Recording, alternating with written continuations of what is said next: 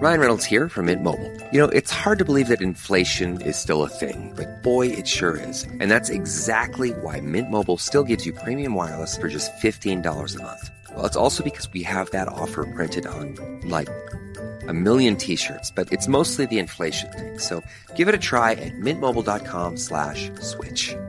Upfront payment of $45 for 3 months required. New subscribers only. Renew for 12 months to lock in savings. Additional taxes, fees, and restrictions apply. See mintmobile.com. Hey, and welcome to the very first English episode of Sipur Israeli, or Israel Story, here on Vox Tablet. I'm Mishi Harman. Hi. And, well, maybe the simplest way of introducing what we'll be doing here on the show is to play you something.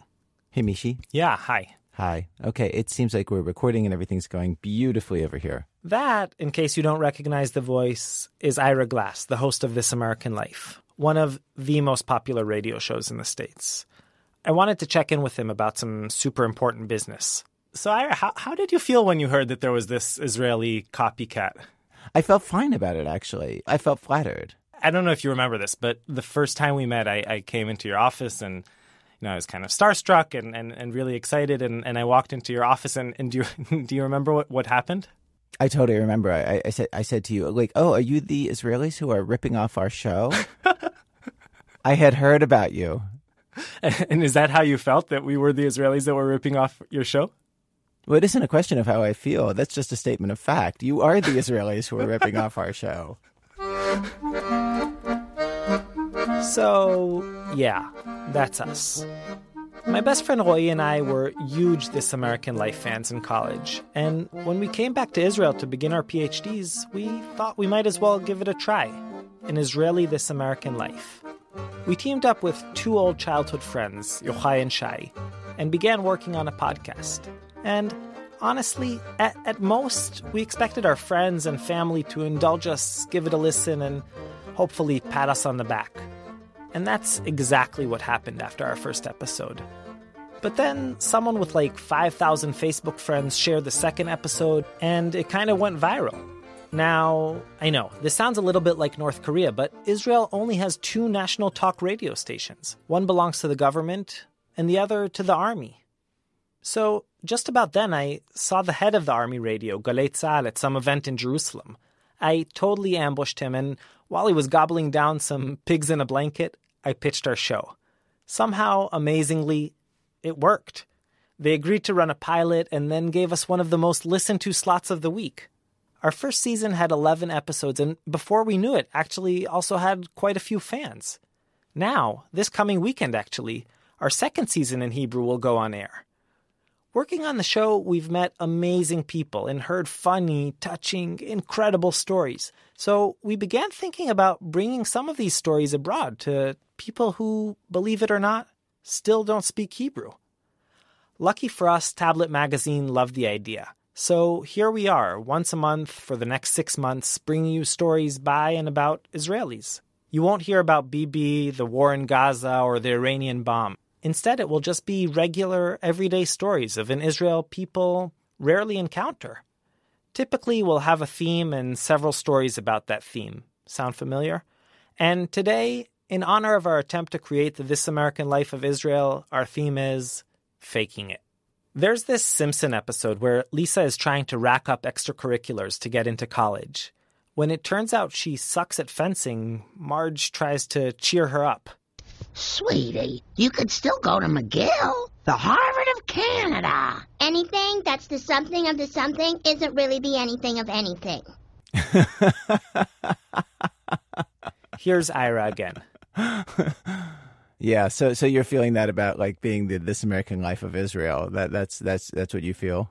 I mean, the fact is, like, what does it mean to be the This American Life of Israel? It just means you're doing narrative stories with characters and funny moments and moments where there's some feeling. I mean, I don't feel like we own that as a radio show. Like that's why it didn't bother me that there would be an Israeli knockoff of This American Life. I mean, I hope that isn't mean to say that, but it seemed like that seems good. If there was like a Korean one and a Japanese one and a British one, like that would all be, that's fine with me. Like, I don't care. So with that, let's begin. Today we have 3 stories of people in completely different contexts and periods, trying to fake, pretend, mimic, forge, whatever you want to call it. In the spirit of total emulation, Act 1, truly fake. Depending on who you talk to, Moshe Moses Wilhelm Shapira is either a trickster of epic proportions or the most unlucky fellow you can imagine. His story came to be known as the Shapira Affair, and many people are completely absorbed with it. Micha Shagrir is one of them. He's making a documentary film about Shapira and gives us the nutshell version. The time is 1883. A Jew from Jerusalem, actually a converted Jew, comes to London to the British Museum. It sounds like a joke, but he brings with him 15 scrolls on which he's claiming his original text of Deuteronomy. There is a big excitement. The museum offers him £1 million. £1 million at 1883, it's hundreds of millions of dollars today. But the museum people are saying that they still have to make some researches, and then they come back to him and say, no business. We found your past. You are a forger. We even checked the text and the scrolls themselves. A forgery. The man leaves England, desperate, and after a year kills himself with a bullet in his head.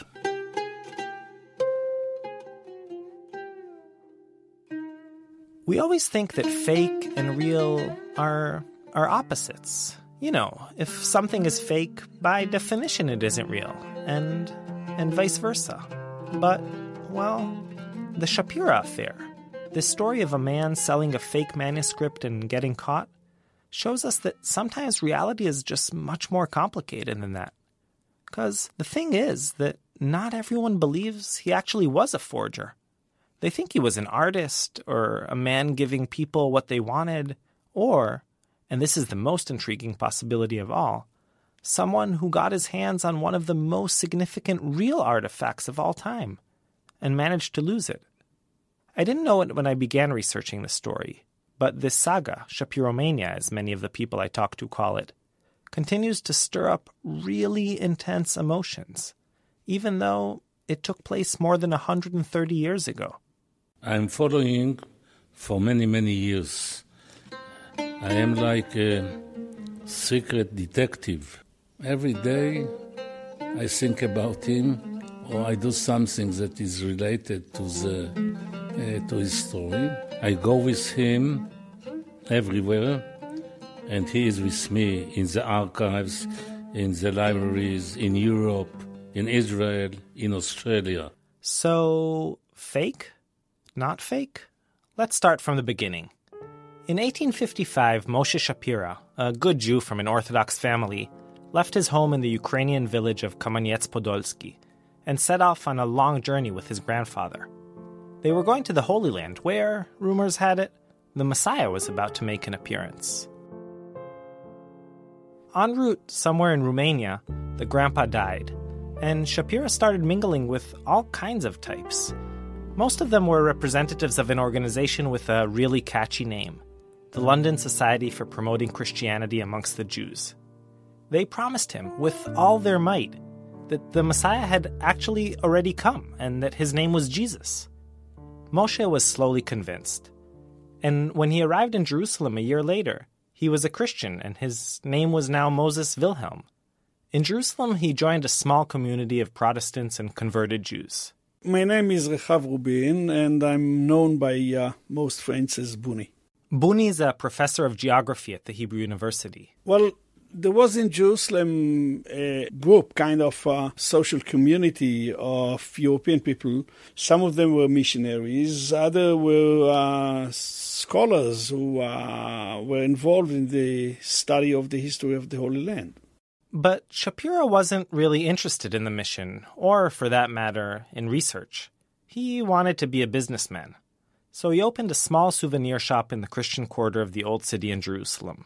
Irit Salman, a true Shapirologist, who even curated an exhibit about him, explains.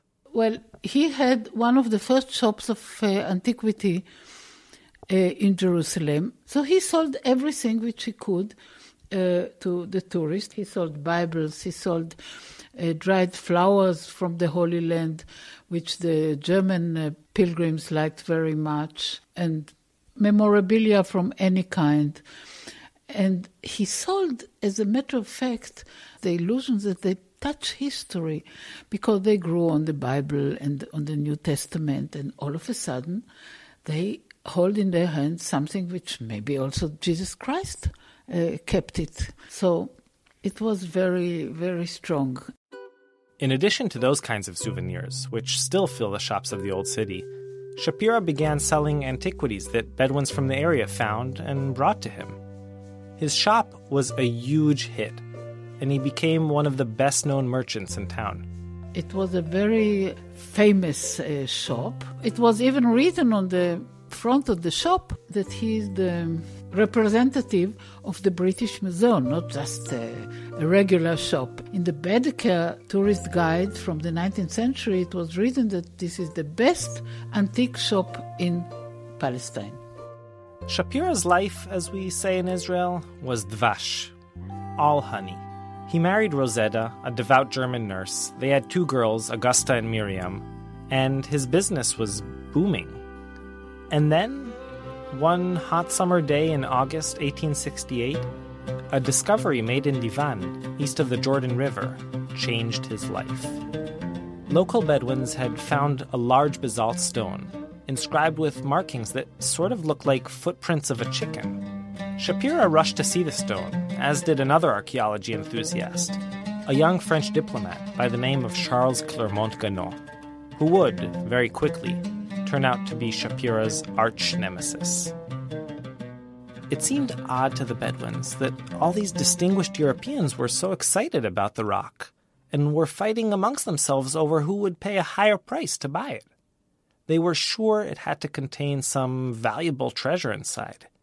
So one night, they rolled the stone into a bonfire, poured cold water over it, and smashed it to smithereens. They were pretty disappointed. The crazy Europeans, it seemed, had been fighting over a plain black rock. No treasure. But Clermont-Ganneau had had his aide copy the inscription before it was smashed. And when he deciphered the lines, it turned out it really was a treasure. The 34 lines on the Meishastili, that's what they call the stone, described a series of wars between the king of Moab and the Israelites, the exact same war described in the 2nd book of Kings. Now, that might not sound super exciting today, but this was one of the very earliest external, independent accounts that verified a biblical tale. The craze about finding archaeological proof of the Bible began. Everyone wanted Moabite artifacts. Very soon, Arabic tourist guide came to him after he opened the shop and made him an offer he couldn't resist. He said, "Whatever you sell to the tourists during the day, I can complete during the night," which means to make fakes. Here's Buni Rubin, the geographer. Well, we don't know for sure. I can only make a guess that if the demand was going up and up and up, then a businessman like Shapira wanted to have enough stock in his shop in order to supply this demand for antiques. So I guess if he couldn't get enough antiques from proper sources or kosher pieces, then it may well be that he thought how to supply this demand by producing or actually faking them. Shapira had seen the Moabite letters on the Meishastili. And very soon in the market started to appear clay pieces with unknown letters that nobody could read, which means he created a new culture, which called Moabitica. He liked it very much, and he started to get from the Bedouin who used to cross the Jordan and to bring all kinds of antiques, part of them authentic. Almost overnight, Shapira's collection of Moabite clay artifacts became famous all over the world. Articles were written about it, new theories were based on it, people said the collection was priceless, and Shapira himself became a major celebrity within the antiquities world. But if you look at Shapira's fakes today, even if you know nothing about archaeology, they look like something that a fifth grader made in an arts and crafts workshop. It's hard to imagine how these statues, figurines, and ceramic human heads with gibberish inscriptions copied directly from the letters of the Meisha stele fooled the biggest experts of the time. But I guess we can be more forgiving. After all, they had nothing to compare it with. So most people just believe that that was what Moabite archaeology looked like. Today, when we look at those pieces, it looks so clumsy and so unprofessional. All the sticked letters or the sculptures of head of people from stone, from clay, they look so strange. Today, if you look at it, I look at it, not professional, we would say, this is a fake. But at that time, nobody knew it, so nobody could identify it. Everybody wanted to believe. And Shapira totally took advantage of that willingness to believe. In 1873, he convinced the Archaeological Museum in Berlin, the Altes Museum, to buy 1,700 pieces from his collection. For those who were skeptic, he invited to come with him to an expedition, and he took them to the desert or to Transjordan, and the Bedouins prepared for him in advance the area where he used to take them, as if they are going to excavate. And they just scratched the ground and they found pieces of pottery and archaeological remains, and he prepared the visit very, very well. The only problem with Shapira's pieces was that most of them were, we've seen, completely bogus. But even today, there are people who don't exactly see them that way. Uri Katz, a collector of Shapira fakes, for example, has a soft spot for him. Is kind of an original maverick or biblical outsider artist or something like that. The artifacts that he was selling were really something new. It was not a copy of anything which we knew before. Shapira or whoever made the artifacts were some people of some originality, because they invented the artifacts. They invented the shape and whatever. He created something new in some way. Micha, who we heard at the beginning, basically agrees. No, he was not a chronicle swindler. He was not a real swindler, but yes, he had his tricks. When the folks at the Berlin Museum realized the artifact's true nature, so to speak, they weren't amused. They were embarrassed and immediately hid the collection deep in the storage rooms. Of course, the man who proved to the experts in Berlin that these were all fakes was none other than Shapira's biggest rival, Clermont-Ganneau. Once the forgery was discovered, Shapira and his collection became sort of a laughingstock. He returned to his shop and to the simple, silly souvenirs. But, as happens, time passed, and people began to forget the saga. A few years later, his tarnished reputation almost completely rehabilitated, Shapira came out with a declaration that immediately rocked the entire world. He claimed that he held 17 parchment scrolls inscribed with an unknown version of the book of Deuteronomy, the final book of the Torah, written in an early Hebrew script. Perhaps these were the original scrolls that Moses received from God, he hinted. Or maybe a version written down at the time of Jesus by a retiring sect in the Judean desert, where, he said, the Bedouins who brought him the scrolls had found them. Obviously, This was huge. The Book of Deuteronomy. Maybe Moses' own personal copy? But there was one more surprise. Here's Micha, the filmmaker. In the book that Shapira brought, there are 11 commandments. What is the 11th? Do love your friend as you love yourself. Love thy neighbor. What does it mean? Is it a very Jewish version or is it a very Christian version? With that tantalizing puzzle unresolved, Shapira began touring all of Europe with his scrolls. And you gotta understand, this was front-page news in all the biggest newspapers around the continent for an entire year. The whole world, it seemed, was following the saga of Shapira and his precious scrolls. He brought it to the German, and the German, as you remember, bought already 1,700 fake pieces from him. And after a few months, they thought about it and they decided not to buy it. And then he came to the British Museum. They believed him. The British were very excited from it because they loved the Bible. 2 of the scrolls were exhibited to the excited public, who queued up for hours to get a peek. Even the British Prime Minister, Gladstone, came to see them and tried to help raise the funds. The sum of money he asked was unbelievable. £1,000,000 in 1883. Today, it's also a lot of money, but then it was, whew. In fact, he said to his daughter before he went to his last journey, "When I come back, you will be the richest girl in the world."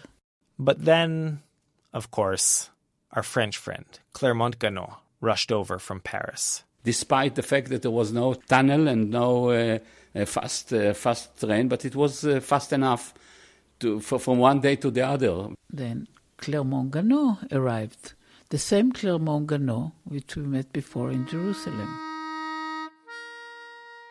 Clermont-Ganneau came, he looked at the scrolls, and then he said, this is forgery. And he said that it's the most chutzpahdik fake in the history. Yes. The British press was wild. The story was everywhere. They didn't stop to write about it day and night in all the newspapers. The English got cold feet, and they told Shapira, sorry, we do not take the scrolls. Even for a tough survivor like Shapira, this was a really hard hit.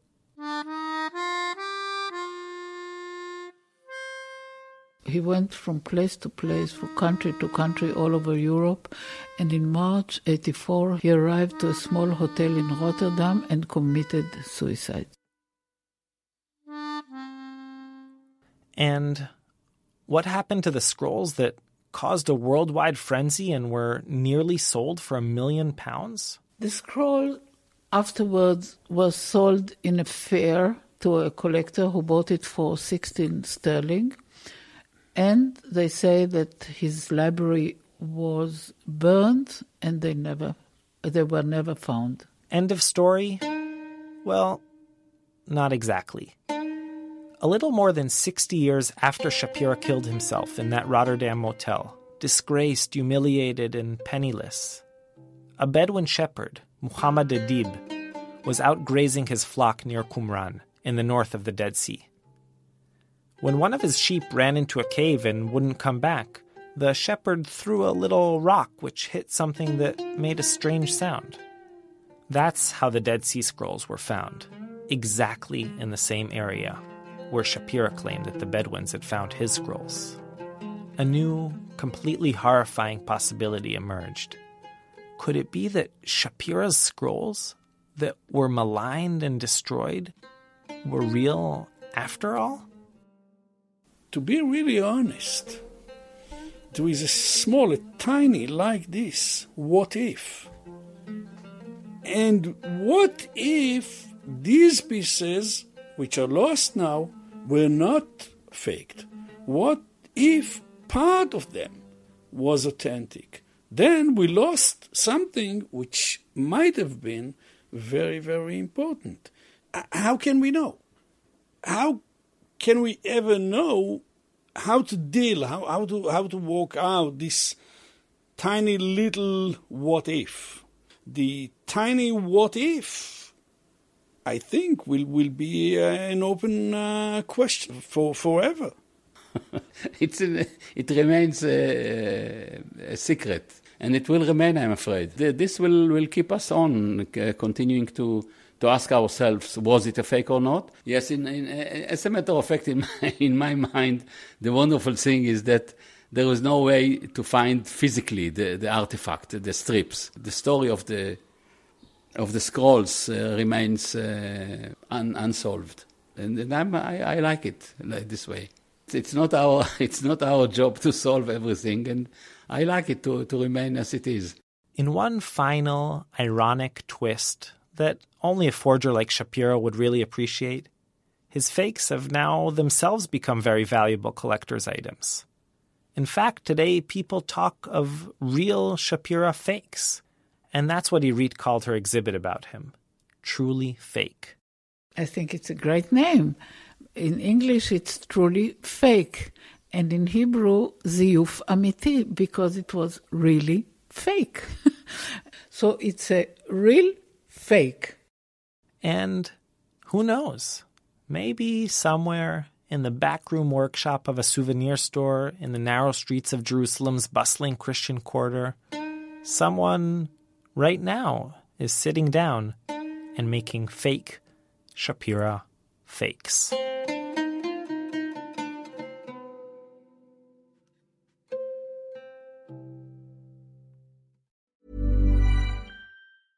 $1-800-Flowers.com is more than your birthday, anniversary, or just because gift-giving destination. We put our hearts into everything we do to help you celebrate all life's special occasions with friends and family. From our farmers and bakers, florists and makers, everything from 1-800-Flowers is made with love every step of the way, because we know that nothing is more important than delivering a smile. To learn more, visit 1-800-Flowers.com/ACAST. That's 1-800-Flowers.com/ACAST. There's something you should probably know about before we begin this next story, and that thing is called gimelim. Gimelim are sick days from the army, and believe it or not, in the land of startup nation and perennial peace talks, they're pretty much the most coveted item out there. If you think I'm exaggerating, I'll just say that even Google backs me up on this one. The second most asked how-to question in Google in Hebrew last year? Yup, you've got it. How do I get gimelim? Getting gimelim has practically become its own art form. Some smear toothpaste or dish soap in their eyes, others drink a mixture of cigarette ashes and chalk, and the most masochistic ones, those who I guess will just do anything at all to get a few days off, tie a potato to their arm or leg overnight. It sucks up all the calcium, and then with a little tap of a spoon, they break their own bones. Yochai Meital, one of the producers of our show, tried a different approach. Act 2, buzzkill. About 2.5 years into my IDF Army service, after a particularly grueling couple of months of training, I got a regila, a week-long vacation to go and rest at home. On the first morning, I woke up in my own bed in Haifa. It was late and no one was around. I stretched, made myself a cup of coffee, and went to sit outside on the porch. I was completely relaxed, savoring this rare moment of freedom. That's when the phone rang.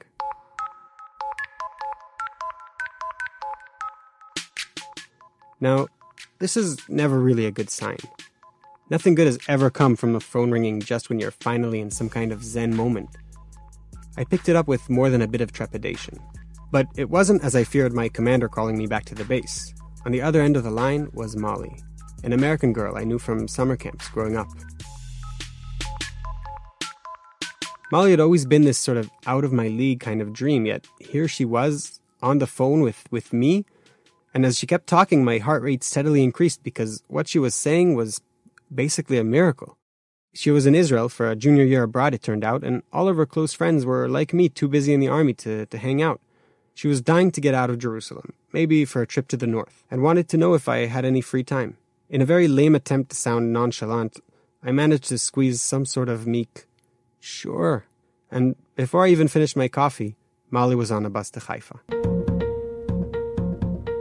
I, on the other hand, went into full panic mode.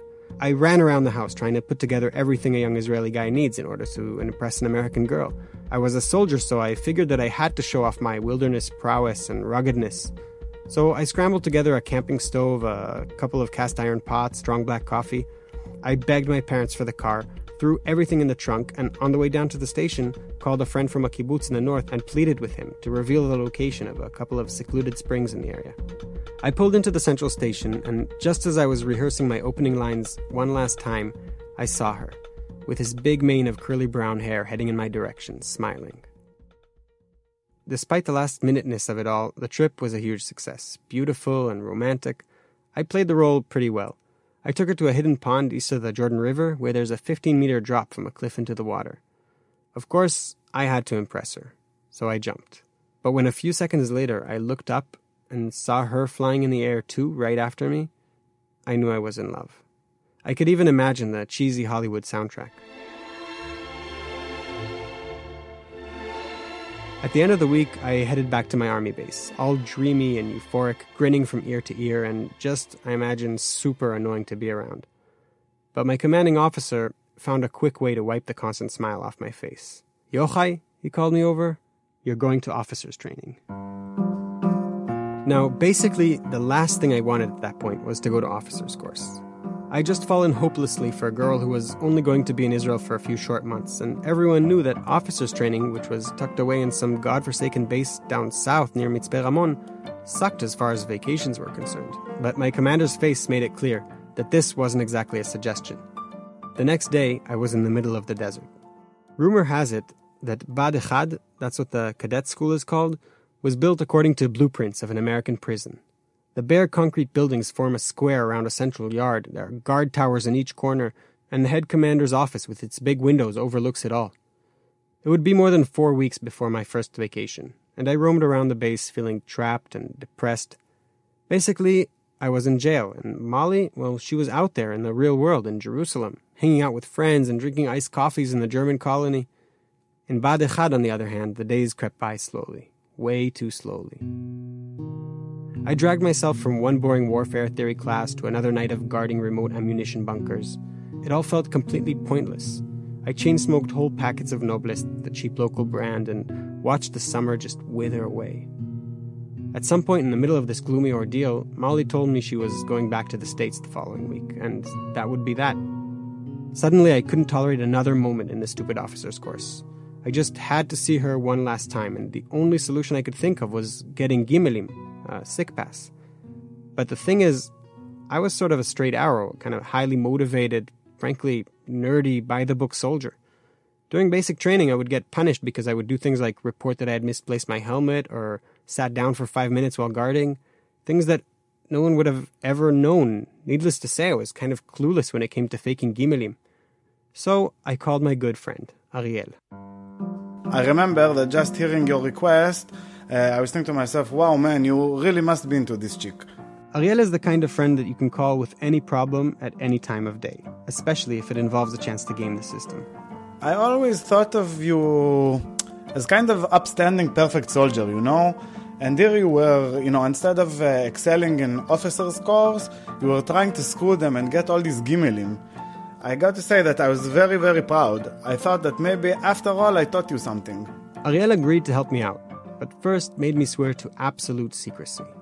Then he told me to meet him outside the base that night at 1 a.m. An uncle of my friend was sort of a bee therapist in Shiloh. Shiloh is a little settlement in the West Bank. Bee therapy? Yes, bee therapy. It's sort of like acupuncture, you know, like what the Chinese doctor does. But instead of sticking needles like the Chinese dude, he gets the bees to sting you. This guy had all the beehives in his backyard, and what he would do was he would catch the bee with these long wooden tweezers, and then he would hold it to your skin, then it would inject its poison into you. And after a few hours, the whole area would swell up like magic. So just about the same time, a miracle happened. My parents got these wooden tweezers for a gift. You know, the kind that the Americans use to take bread out of the toaster or something like that? You know about the problem with how you're not supposed to put a metal fork in the toaster?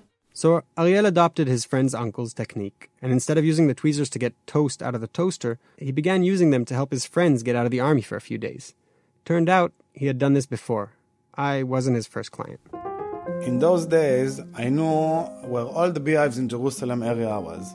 So what I'd do, I would go at night with the guy who wanted the gimelim, and I'd walk straight up to the beehive, catch the bee, or sometimes two, and sting him. You need to understand that I was always with the patient, and I would bring him all the way to the beehive, but you were stuck in the south. I wasn't really sure what to do and how I was going to handle it. But Ariel wasn't one to give up. The method was foolproof, he thought, and it would work anywhere. So we waited for nightfall when the bees were drowsy, drove up to a hive on a kibbutz on the way, collected a few bees into a plastic bag, and headed south. But an hour into the drive, he noticed that the bees had stopped buzzing. They were dead. He turned the car around, drove back to the kibbutz, and this time he found some jar to put them in, and learning his lesson, poked a few holes in the lid. With a new set of bees on board, Ariel was off to save me. Not all the bees survived the ride, but I guess he had counted on there being some casualties. As for me, I had no idea what his plan was. All I knew was that I had to meet Ariel at the bus station outside the base at exactly 1. And most importantly, Ariel kept stressing this point over and over. And the only rule about this is not to talk to anyone about it. This is the biggest secret in the world. I tried to concentrate on faking a kind of nonchalant confidence as I walked right out of the base, too quickly for the guard to ask where I was going. Ariel was at the bus stop, as promised. So was the buzzing jar. He was all business. Evidently, this was a delicate procedure. You need to understand that the problem was that we couldn't risk you getting too many gimelim, because more than 1 week and you automatically be expelled from the course. And you didn't want that. So we had to get just the right amount, which was a very tricky thing to do. Anyway, so I decided that instead of stinging you in the knee, which was the usual procedure, I would sting you in your foot. I wish I could tell you that, like a true officer, at that very moment in Ariel's car, I considered all the consequences. Possibly getting kicked out of the course, or maybe even out of my unit. But to be honest, I wasn't thinking at all. The only thing going on in my mind was the stubborn determination to see Molly one last time. So, with his toast wooden tweezers, Ariel carefully plucked 3 exhausted bees, one after the other from the jar, and each one of them sacrificed their life on the exact same spot on my ankle. Sure, it hurt a little, but it was a small price to pay. I waddled back to the base and climbed up to my bunk. Pretty soon, I started burning up and hallucinating, a side effect, I guess, of all that bee venom. I imagined that Molly appeared at my bedside and held my hand until I fell asleep. In my dream, I saw myself sitting high up in the stands above the central yard of the base. A military band was playing marching songs. It was the graduation ceremony of the officers' course. All my unit and friends and family had shown up, only to discover that I had been kicked out of the course long ago. I woke up startled and sweaty, but when I looked down at my foot, a huge smile spread on my face. My ankle was the size of a cantaloupe. I limped over to the infirmary where I told him that I had tripped and fallen down a flight of stairs. The medic took one look at my foot and sent me straight to the ER in Beersheba, the closest big city. At the hospital, I waited impatiently as an elderly Russian orthopedic surgeon closely examined my x-rays. He stroked his Trotsky-esque goatee for a while, turned to me and proclaimed, "Just as I suspected, you have a broken foot." Now, up until this moment, I was fairly calm. Things were going exactly according to plan. But suddenly, everything seemed to be going too well. A broken foot was serious. It was worth like a month of gimelim, if not more. And I would be kicked out of the course for sure. I was still trying to formulate a plan of action when the doctor sat next to me and started casting my foot. 20 minutes later, I was at the Beersheba Central bus station, with a cast all the way from my toes to my knee, and, oh yeah, 2 weeks of gimelim, which he said would surely need to be renewed a few times. I was worried that I had gone too far, but I pushed all of my concerns to the side and concentrated on the one important task at hand, getting to Molly. It's a 2-hour ride from Beersheba to Jerusalem on the 446 bus, and just around Kiryat Gat, I had it with this itchy cast. When no one was looking, I took out my pocket knife and sawed the cast off. As soon as I got off the bus, I discreetly tossed it in some trash can. This time it was Molly who came to meet me at the station. My ankle was still huge, and she asked me about it, but true to my word, I kept silent. We went to the Machne Yehuda market together, bought some vegetables, and headed back to her apartment, where I made us potato leek soup with Tom Waits singing in the background. If you live it up, you won't live it down. So she left Monte Rio, son, just like a bullet leaves a gun. A few days later, she flew back to the States, and I reappeared at the base, sans caste, begging them to let me return early. I mumbled something about getting a second opinion, and how it turned out that the initial doctor had made a mistake. I had only sprained my ankle, but apparently all my bones were intact. Everyone at Bad Echad were just super impressed by my motivation and honesty. Returning early from Gimelim, it was so unheard of that they agreed to take me back. Usually, these kind of stories end with a moral. Something along the lines of cheating is bad and lying never pays off, yada yada yada. But, well, in this case, the truth is, it did. I came out of this whole thing utterly unscathed. If anything, I actually learned the opposite lesson. For many years, I kept it a secret. 3 tiny dots above my right ankle are my only reminder. Ultimately, I finished the course and became an officer. I even went on to serve for 5 more years. But I never, ever faked a single gimel again. I swear. Well, go ahead, call the cops. You don't meet nice girls in coffee shops.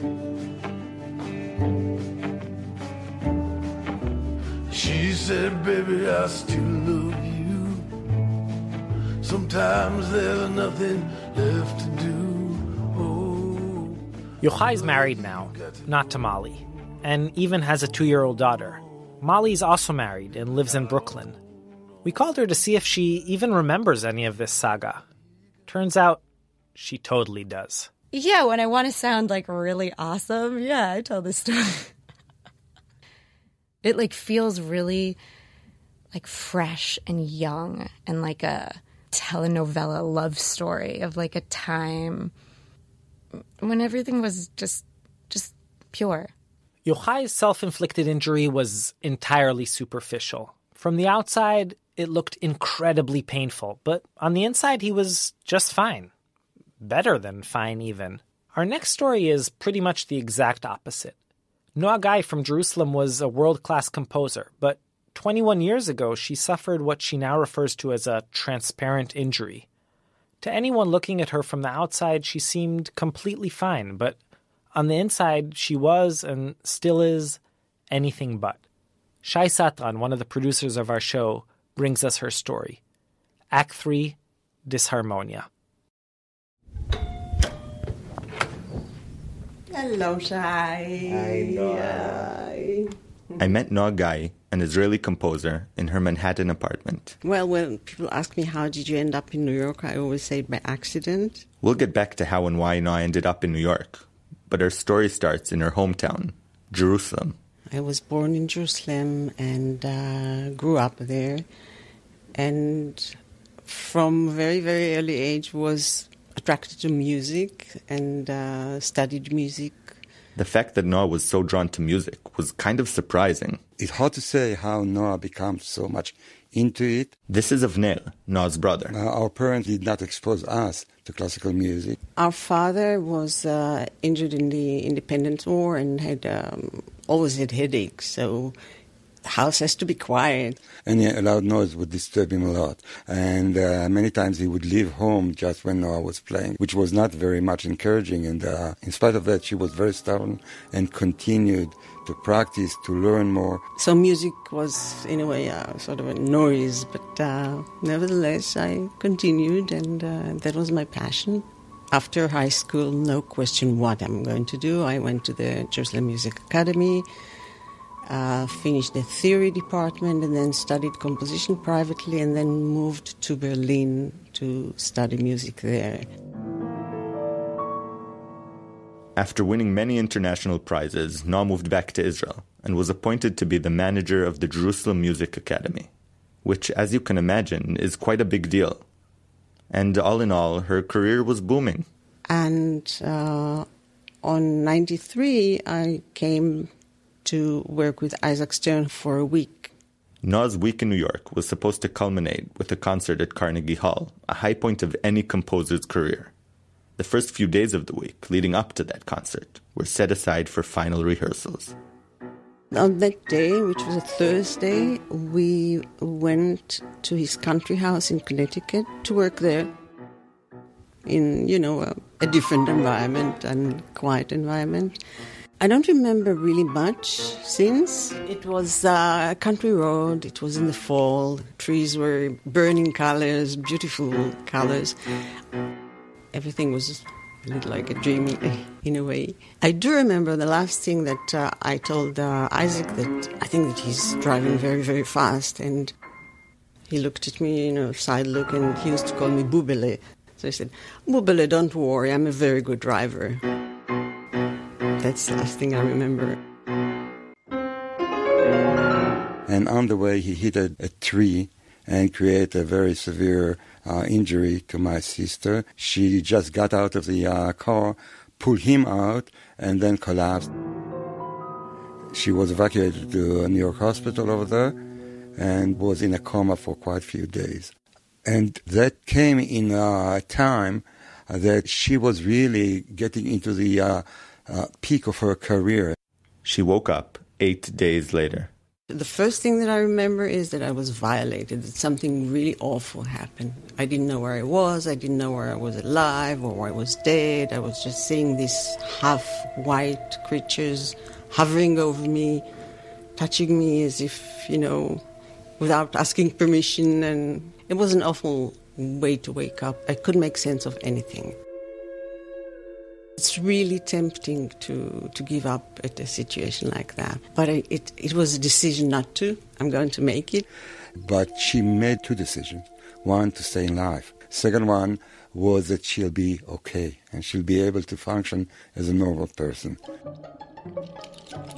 That second decision, to lead a normal life, would require tremendous efforts and many years.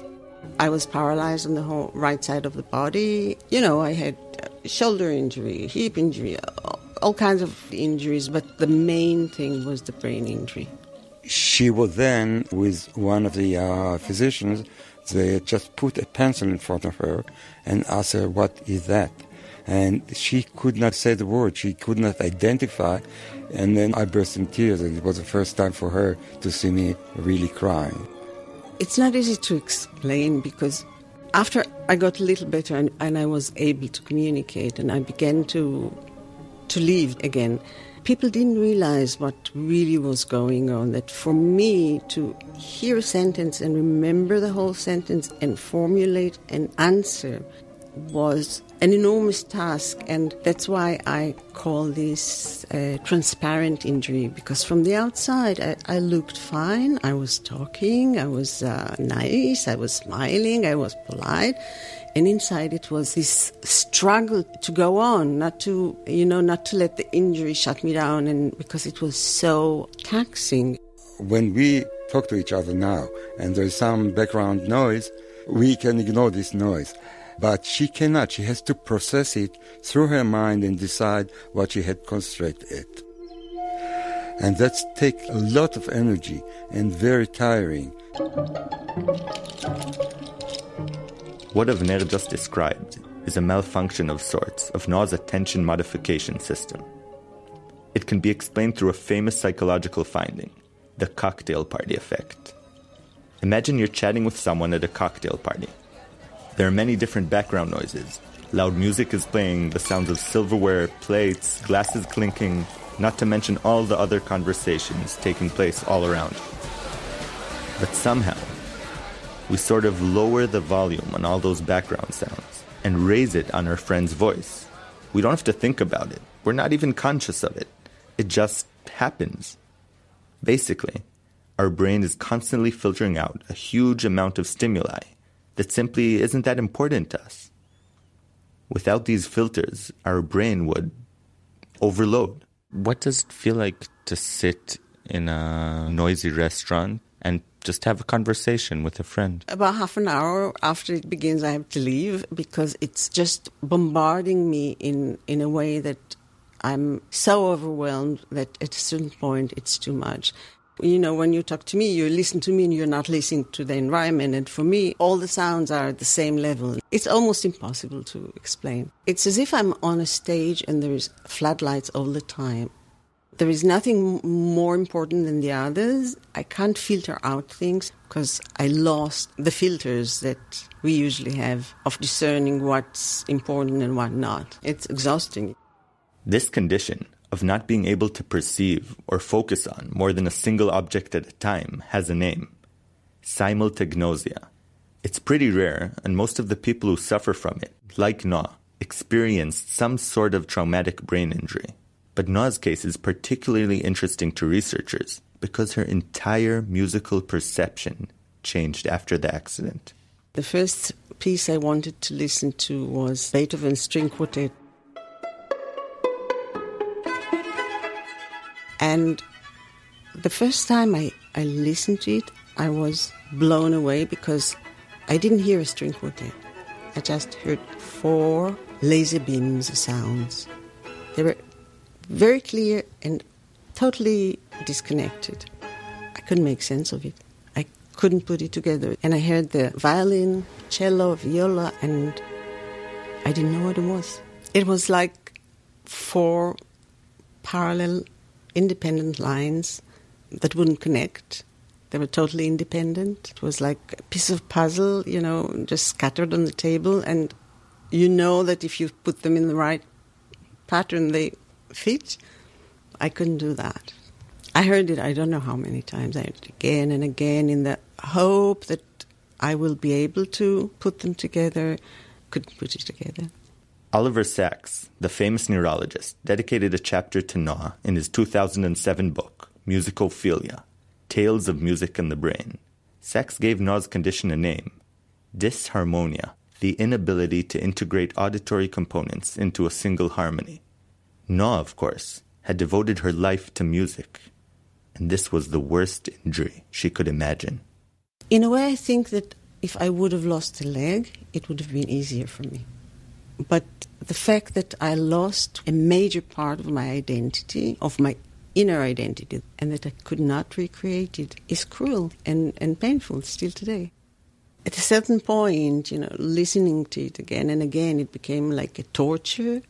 Despite her dysharmonia, Noah discovered that with substantial efforts, she could still appreciate and even create music.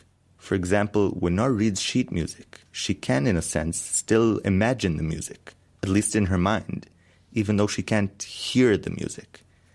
It's confusing. Her road to recovery was long and full of hurdles. Today I can put things together, but it's work. I have to do it consciously. It's not that I put a piece of music and I hear the music.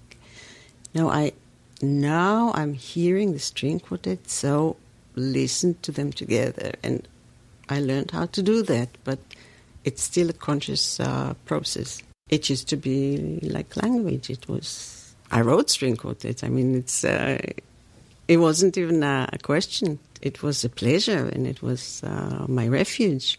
Noah had to relearn even the most basic skills. I bought a piano, and I couldn't play. And it was a shock.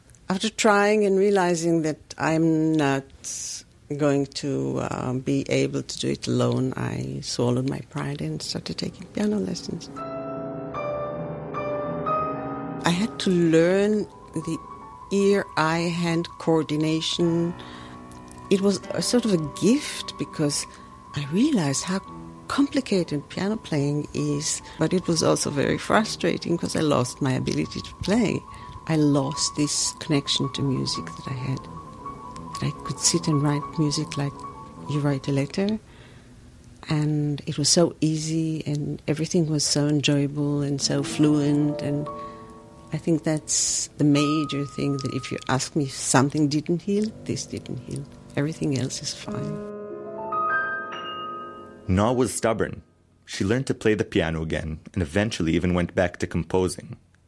In 2006, 13 years after that concert that should have been, Noah finally got her New York City debut. I made 3 big pieces, hour long each. Actually, it's a musical diary of my recovery. So the first piece is from darkness to waking up, just broken pieces that are somehow put together and in the end are making some sort of sense. A friend of mine came afterwards and she said, I know you for so many years. It's the first time that I begin to understand what you're going through. At the beginning of the piece, you remember, Noa explained that she ended up in New York by accident, quite literally. What she didn't say is that she hasn't been back to Israel since that accident, over 20 years ago. Since then, she cannot travel because all of her balance organs were destroyed, so she's stuck for life in New York City, which is not bad. There are worse places to be stuck at. For a very long time, I thought that, well, another 6 months of therapy and I'll be back home. I always wanted to go home. She didn't make it back home. She didn't see my father because he was sick and couldn't travel, and she couldn't travel, and he passed away quite a few years ago. She could not be at her daughter's wedding and things like that. And it took many years of therapy and forgiving and accepting to realize, okay, I can't go back. Israel is still, I'm Israeli, but it's not painful anymore. But it used to be a real longing to come home. It took a lot of work to realize that a new beginning is the right approach and not hanging on to the past, which is not available. I'm in a place that I don't think that I would have been here in this form, being able to look at things and see things and see the world in a way that I do, and in a topsy-turvy way. I'm grateful for it.